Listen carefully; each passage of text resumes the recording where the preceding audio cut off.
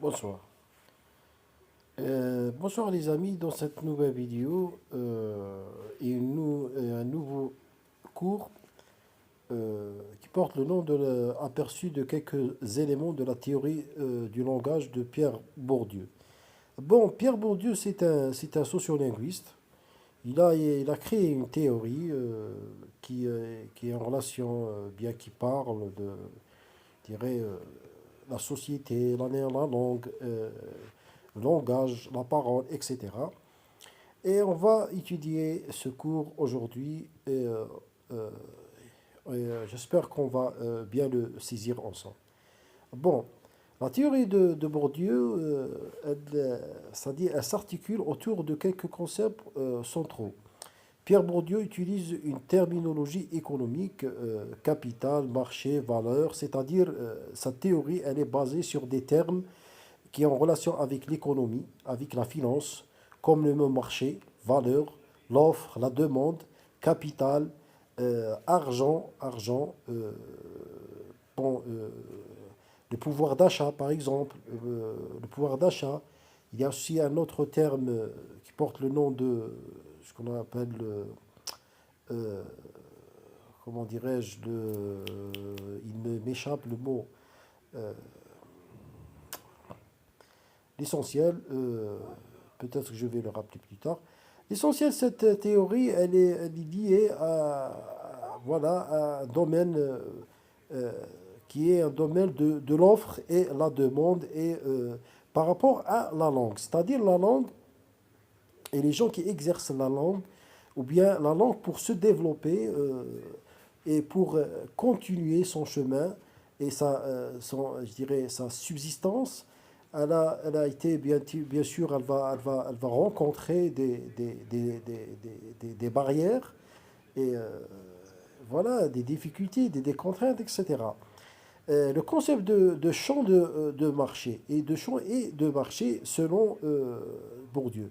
Parce que c'est lui, je dirais, le précurseur, c'est lui le créateur du concept champ et de marché. C'est-à-dire pour lui, c'est-à-dire le domaine de la langue. La langue, elle est dans un domaine social, bien sûr, et la société, je dirais, elle a la même, comment dirais-je, elle a la même fonction comme un marché où on vend des choses, etc.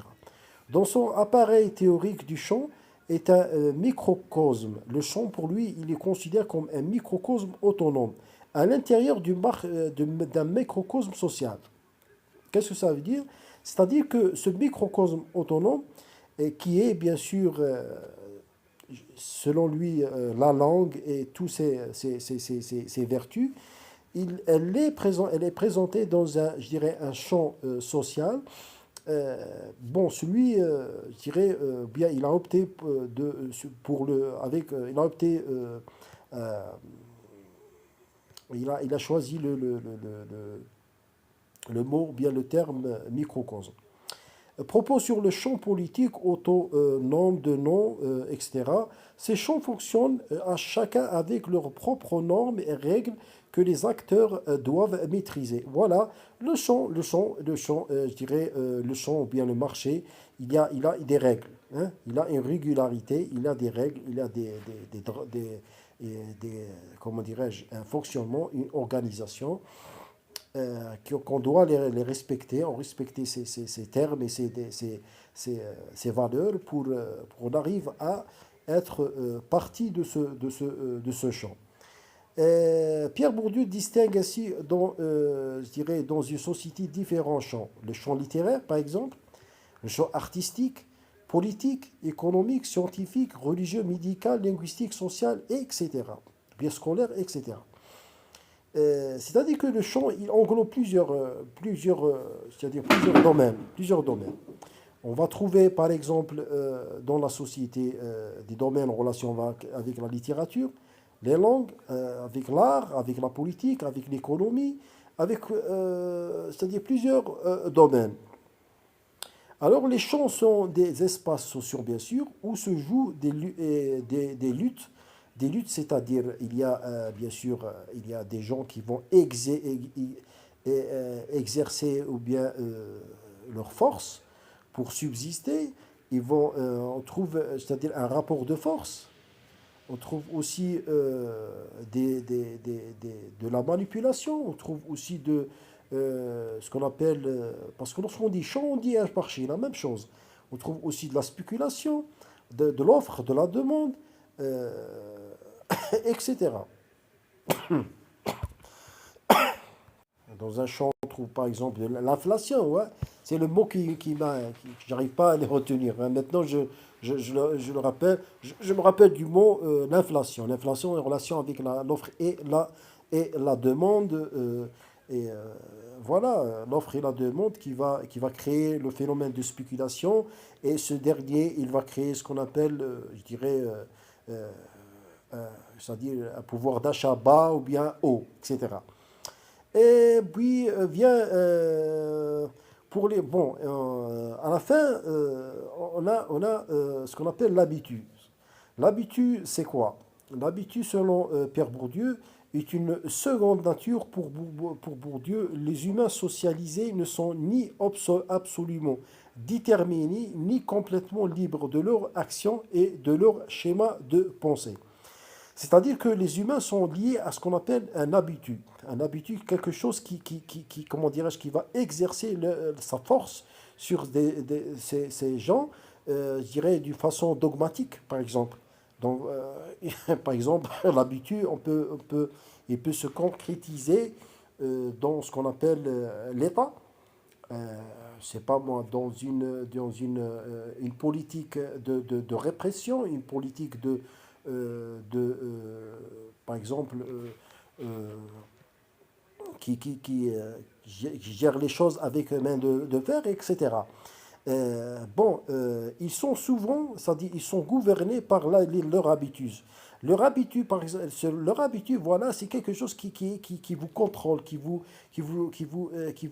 comment dirais-je, qui vous laisse pas déterminer votre sort. Elle ne vous laisse pas de donner votre opinion, c'est-à-dire vos avis par rapport à des choses. Elle ne vous laisse pas, c'est-à-dire, c'est elle qui vous contrôle. Elle vous met où elle veut. C'est elle, je dirais, votre, comment dirais-je, ange gardien, si on peut dire, ou bien. L'habitude, c'est tout ce qui nous amène à penser et agir comme si plutôt comme ça à trouver telle chose plus belle ou plus normale que telle autre. C'est ça. On a tendance à penser que c'est naturel, mais en réalité, nos comportements, des goûts sont conditionnés par nos apprentissages sociaux, intériorisés et devenus largement inconscients. Inconscients. C'est-à-dire, on est devenu, c'est-à-dire comme des machines. C'est à travers cette machination, à travers ces conditions monotones, on peut pas dire non. On ne peut pas s'indigner. On doit suivre c'est-à-dire le troupeau. On doit accepter, on doit baisser, c'est-à-dire accepter, être soumis, et on ne peut pas contester. Par le milieu de l'origine de la trajectoire que nous avons suivie, etc. etc. C'est l'essentiel dans cette théorie de Bourdieu. On a parlé de sa théorie qui est composée de termes, je dirais, en relation avec l'économie et la finance, etc. Vous avez le concept le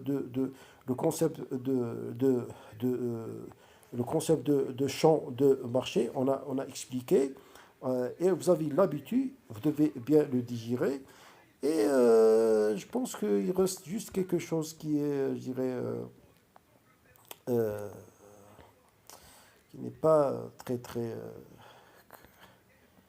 compliqué à la retenir. Vous avez ici, même j'ai écrit des notes, vous avez le concept spécifique à la problématique socio-linguistique, définition élargie de la compétence marché linguistique. Bon, qu'est-ce que ça veut dire? Bon, la compétence, vous allez lire, vous allez prendre, c'est-à-dire, dans une minute. Qu'est-ce que j'ai fait, merde. Euh, bon, vous allez lire bon, 2, 3, quatrième ligne, cinquième ligne. La compétence pratique est acquise en situation dans la pratique. Ce qui est acquis, c'est inséparablement la maîtrise pratique du langage et la maîtrise pratique des situations qui permettent de produire le discours adéquat dans une situation déterminée. Qu'est-ce que ça veut dire? Langue vaut ce que valent ceux qui la parlent. D'accord? La compréhension et en langue comme capacité d'engendrer des phrases grammaticales ne peut être autonomisée de la capacité de produire des phrases à bon escient. Et à propos, le langage est une praxis et il est fait pour être parlé, c'est-à-dire utilisé dans la stratégie qui reçoit toutes les fonctions pratiques possibles et pas seulement par fonction de communication.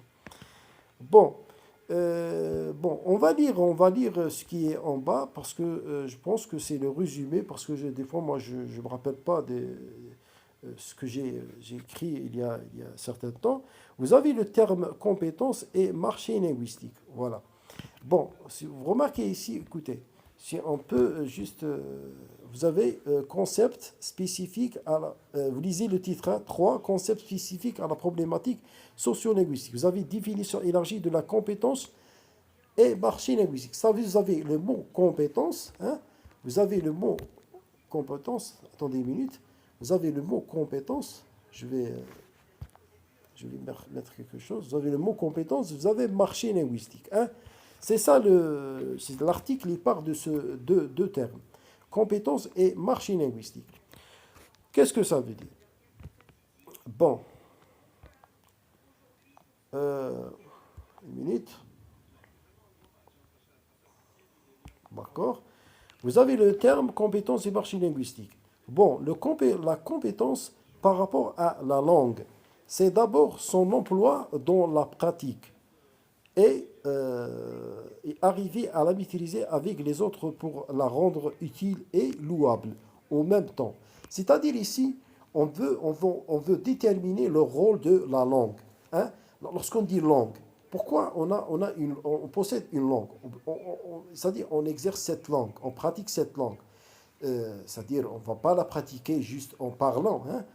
Si c'est-à-dire les compétences et les aptitudes, et on a, je dirais, une connaissance parfaite d'une langue, par exemple le français, alors je pense que c'est triste d'utiliser la langue juste en communiquant avec des gens modestes, et,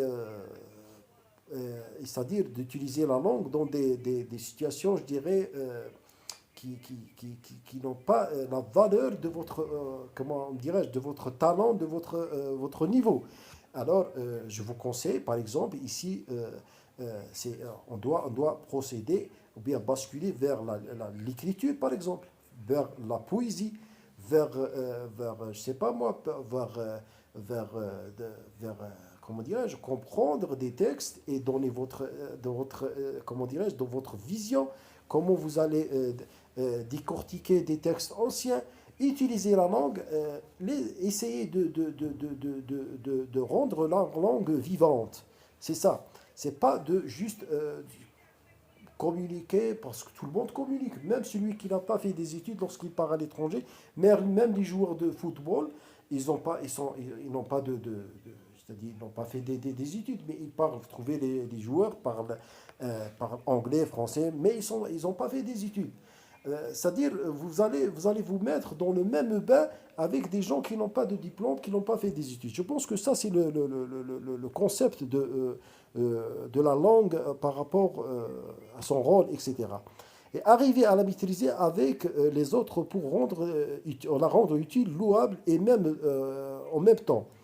Puis vient la manœuvre dans les situations plus larges, comme les discours et les conférences et dans des cours. Voilà, je pense que ça, c'est l'essentiel par rapport la notion de compétence et marché. Parce que lorsqu'on dit compétence, c'est en relation avec la langue, hein, votre compétence par rapport à la langue, hein. Et le marché linguistique, il est connu, le marché linguistique, c'est aussi, on fait référence à ce qu'on appelle le champ qui est évoqué par Pierre Bourdieu. Le champ, c'est le même, marché linguistique. On sait bien que dans le marché linguistique, par exemple, si vous êtes écrivain, par exemple, si vous écrivez, par exemple, sur un terme dont c'était bien, il est, c'est-à-dire le terme, vous avez opté pour un terme ou bien un sujet qui était considéré tabou, c'est-à-dire à préalable. Mais vous avez pris le courage, vous avez dit oui, d'accord, moi je décide d'écrire, je crains personne, mais j'espère que la censure, elle va prendre en considération cette œuvre et elle accepte à publier. C'est ça le marché linguistique. Le marché linguistique, c'est-à-dire par rapport aux obstacles, par rapport à des choses ou bien les choses qui entravent, qui sont des barrières, qui comment dirais-je, qui nous fixent, qui ne nous laissent pas innover, à avancer. Voilà. Merci de votre attention, mes amis. Le cours était vraiment riche et très important à le connaître. Ces concepts, cette théorie, la théorie de Bourdieu, voilà, c'est une théorie qui est très importante parce que l'économie de marché et ces termes, voilà, on ne connaît pas ces termes. Et en plus, en relation avec la langue, on n'avait pas cette idée que la langue, elle est très, très utilisée, manœuvrée dans plusieurs domaines. C'est par rapport à ces chercheurs, on doit à ces chercheurs, c'est-à-dire, on doit être reconnaissant. Merci de votre attention et, Inch'Allah, au prochain cours.